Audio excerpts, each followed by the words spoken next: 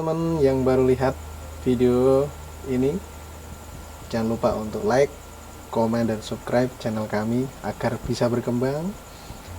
Dan di channel kami ini kita akan menyajikan tips-tips dan trik dalam bisnis retail atau toko sembako, dan juga kiat-kiat sukses untuk berbisnis toko sembako. Di video yang pertama kali ini kita akan bahas tentang tips dan triknya untuk mendirikan sebuah bisnis retail.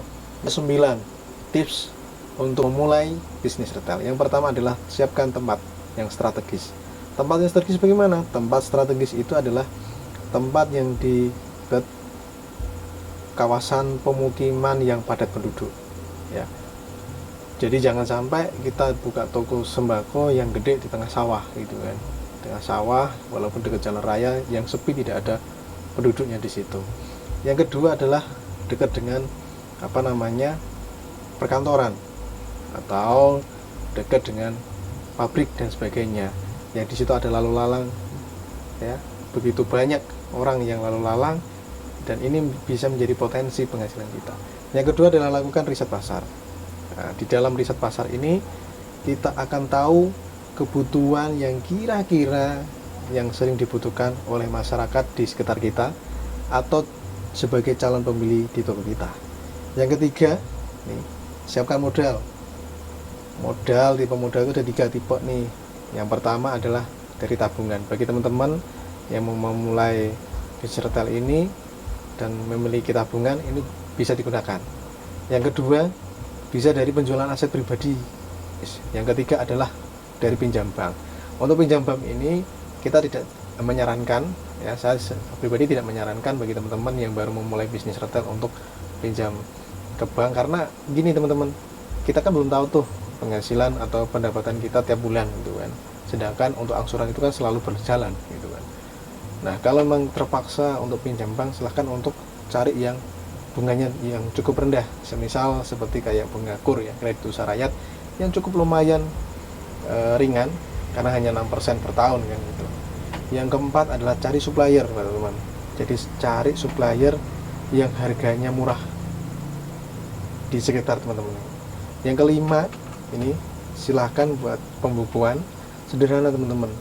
Pembukuan itu berisi dengan harga belinya berapa, harga jualnya berapa, kemudian pendapatan kita tiap hari, dan juga pengeluaran kita tiap hari. Nanti biar ketemu kira-kira 1 bulan ini kita dapat keuntungan berapa. Yang keenam adalah apalagi daftar harga, teman-teman. Jadi daftar harga itu kan kalau di bisnis retail kan selalu naik turun kan. Nah, memiliki daftar harga, kita akan tahu nih harga dulu itu berapa, harga sekarang itu berapa. Ini untuk updating data, teman-teman. Jangan sampai kita jual itu di rugi, ya, jangan sampai ini buat teman-teman semuanya. Itu adalah maksimalkan pelayanan. Nah, ada nih toko yang harganya murah tapi pelayanannya kurang maksimal. Penjualnya cetus, ya, kurang senyum, kurang ramah.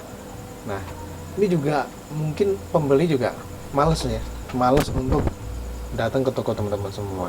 Jadi pelayanan ini dengan ramah, dengan santun, dan kita juga gitu loh, welcome dengan semuanya. Itu jangan cari ini, jangan gara-gara ini ada wanita cantik nih kita layani dengan baik. Wah, ini ada cowok ganteng nih kita layani dengan baik. Jangan seperti itu. Tapi semua orang yang datang kita adalah sama. Ini terkait dengan pelayanan. Kemudian yang ke-8 adalah jalin kerjasama nih, teman-teman. Jalin kerjasama dengan partner, seperti kalau di Sampurna ada namanya SRC, ya, Sampurna Retail Community, kemudian di RP, Jalur Retail Partnership, kemudian juga mitra-mitra, bisa di mitra Tokopedia atau mitra Bukalapak atau mitra Shopee dan sebagainya. Ini sebagai pengembangan bisnis untuk teman-teman semuanya. Semisal kalau kita di mitra Tokopedia dan sebagainya, ya, kita bisa jualan pulsa, kemudian pembayaran listrik, sampai ke pembayaran cicilan dan sebagainya. Bahkan bisa jalin kerjasama dengan bank sebagai nanti teman-teman sebagai agen bank, baik dari Briling, BNI 46 atau Mandiri ataupun perbankan yang lain. Yang ke-9, siapkan tempat nongkrong, ya, atau wifi corner, ya. Jadi saat ini kan baru rame nih wifi ya, wifi hotspot gitu kan, itu sebagai nilai tambah kita. Kemudian tempat nongkrong ini biar apa, biar ada orang ngopi dan sebagainya. Itu semoga tips dan trik tadi membuat bisnis kita semakin besar, semakin berkembang. Dan terima kasih.